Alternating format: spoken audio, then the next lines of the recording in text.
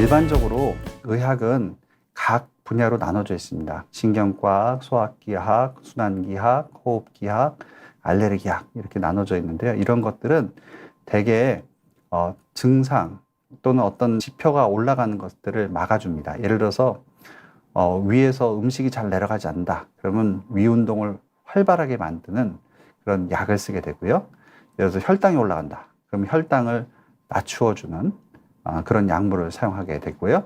그 다음에 또 혈압이 높다. 그러면 혈압을 떨어뜨려주는 약물을 사용하게 되고, 또 알레르기가 일으킨다. 그러면 알레르기를 일으키는 물질을 차단하는 약을 쓰는 이런 어떻게 보면은 그 바로 나타나는 증상들을 과 징후들을 좋아지게 하는데 초점을 만든다고 하면, 이거보다는 저희가 근본적인 것들을 좀 치료하는 것이 필요한데, 이 아래에 있는 저희 기능학의 7가지 치료 목표들, 여러분들 잘 아시는 것이라고 생각이 듭니다. 아마 비욘디를 많이 보셨고 비욘디에 많이 나왔던 내용이기 때문에 이걸 통해서 6가지 우리 몸의 생리적인 기능을 회복을 해주고, 또 이런 것들을 유전자, 음식, 운동, 수면, 환경, 스트레스, 장내 세균에 따라서 각 사람에게 맞는 것들을, 각 사람에게 각각 다른 것들을 처방하고 관리하는 의학이 기능의학이다.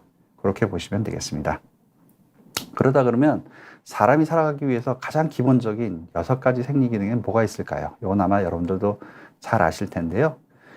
신경 또는 호르몬, 아까 보셨 있도록 도와준다든가, 또 몸의 재생과 회복, 이런 것들을 도와주고, 그 다음에 신체 구조, 대표적인 게 이제 조금 전에 여러분들이 보셨던 경추 같은 경우에 경추를 어떻게 하면 경추의 그 굴곡을 잘 유지해서, 아치를 잘 유지해서 이 몸에 디스크가 생기지 않도록 해주는가 하는 것들을 저희가 생각해 볼 수가 있겠고, 또 우리 몸에서 끊임없이 노폐물들이 생깁니다. 이 노폐물들을 간을 통해 또는 장을 통해 또 피부를 통해 해독하고 내보내는 것들을 어떻게 하면 잘 할 수 있을까 하는 것들을 저희가 생각하고 있고, 그 다음에 우리 이제 흔히 여러분들이 많이 느끼시는 겁니다만, 감기에 잘 걸린다든가 이런 면역이 떨어지는 것들을 병원에 가서 검사를 해보시면 나는 뭐 특별한 문제는 없다라는 얘기. 예, 보면 백혈구수가 잘 돌아다니고 적재적소에 배치가 되고, 반대로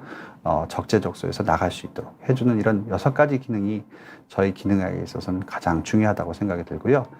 비록 사람이 증상은 비슷한 증상이 한다고 하더라도 어디에 문제가 있냐, 호르몬에 문제가 있는 사람하고 그 다음에 해독에 문제가 있는 사람은 사실 근본적인 원리가 다르죠. 그래서 거기에 따라서 맞게 말씀드렸듯이 호르몬의 불균형입니다.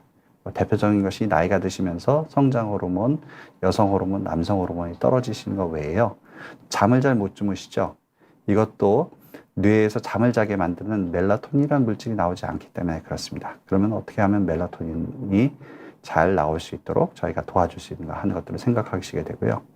또 최근에 비욘디를 통해서 많이 접하셨겠습니다만, 활성산소는 우리 몸의 모든 것의 근본이죠. 뭐 당뇨병도 그렇고 치매도 그렇고 심장질환, 암 이런 것들이 다 이 산화 스트레스 때문에 생기게 되는데, 이 활성산소를 어떻게 하면 줄여줄까 하는 것이 또 기능의 목표가 되겠고, 이 활성산소가 가장 많이 나오는 것이 미토콘드리아인데, 이 미토콘드리아는 활성산소 때문에 제대로 에너지를 못 만들어내는 상태가 됩니다. 그러면 이유 없이 피곤하게 되시거든요. 이런 것들을 어떻게 하면 되살릴 수 있을까, 재활할 수 있을까 하는 것들을 저희가 연구하고 있고요.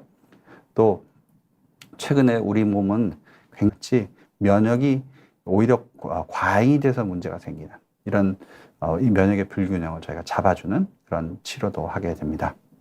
또 과도하게 염증이 있는 경우, 대표적인 것이 장에 생기는 염증이 되겠습니다. 이런 장에 염증이 과도하게 되면 염증성 장 질환 같은 것들이 생기게 되는데, 이런 것들이 생기기 전 단계에서 이 염증을 미리미리 줄여줘서 염증성 장 질환 같은 것들이 생기지 않도록 저희가 예방해 주는 것들을 하고요. 또 식사하시는 것들이 잘 흡수돼서 또 우리 몸에 에너지로 쌓여서 근육을 보존해주는 근감소증 같은 것들도 저희가 중요하게 생각하고요.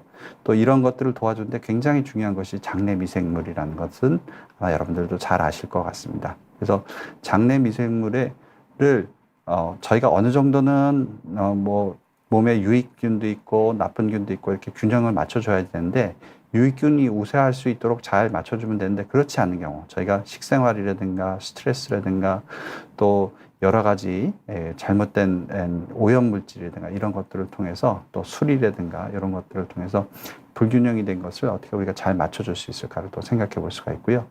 또 구조적인 통합, 우리 몸에서 이제 대표적인 이제 구조적인 통합이 예를 들어서 목이 좋지 않으시면 두통이 생기신다든가 또는 근육이 수축을 하면서 신경을 눌려가지고 또 통증이 생기시다든가 또 혈액순환이 좀 잘 안 돼서 그래서 다리에 나 이런데 이제 레이노드 현상이 나타난다든가 이런 것들을 저희가 그걸 어떻게 하면 회복시켜 줄 것인가를 생각하는 의학이라고 생각할 수가 있겠습니다. 그래서 기능의학은 기관의 손상이 생기기 전에 기능 이상을 저희가 다루는 항목이고요.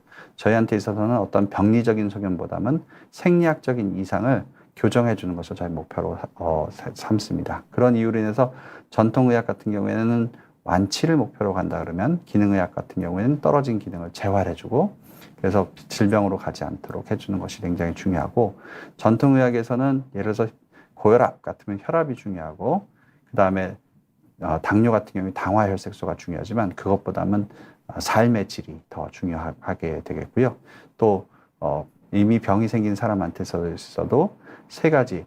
첫 번째는 치료 효과를 더 좋아지게 하도록 하는 보존적인 요법이 되겠고요. 세 번째는 환자의 삶의 질을 더 좋아지게 하는 법이 있겠고요. 또 그걸 통해서 좀 더 의료비를 낮춰주는 그런 효과가 있기 때문에 전통의학과 더불어 기능의학을 같이 사용하신다 그러면 훨씬 더 효과적이실 수 있겠습니다.